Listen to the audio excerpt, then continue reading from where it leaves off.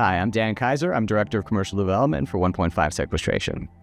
I'm focused on the origination part of our business, so all the new customer discussions and identifying new hub opportunities. So I spend a lot of my time, I'm very outward focused, so I wind up spending most of my time engaged with customers. So I'll have typically a handful of customer meetings every day. Also spend a lot of time working with our technical team to understand potential sequestration viability for potentially new hubs, which has been really exciting.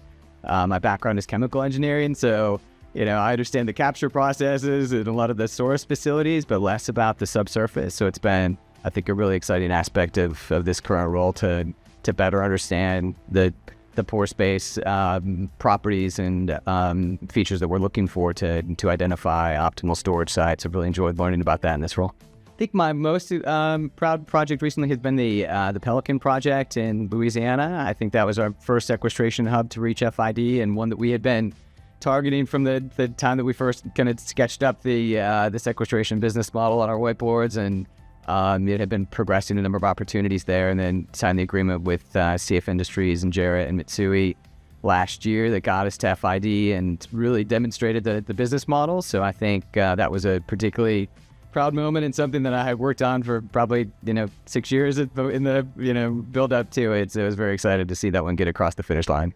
I'm still playing soccer every week. I play in a over 30 league that was originally a group of that was all Oxy employees when we first started about 15 years ago.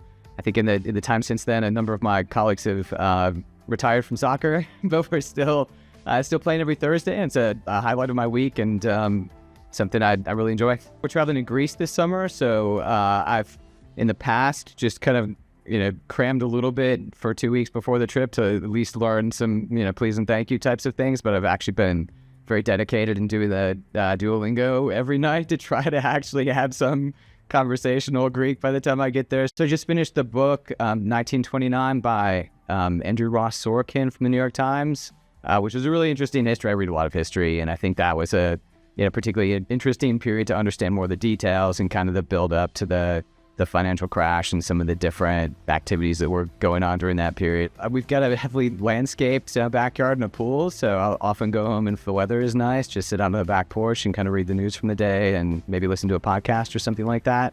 That's probably my best way to transition from work to be more relaxed at home.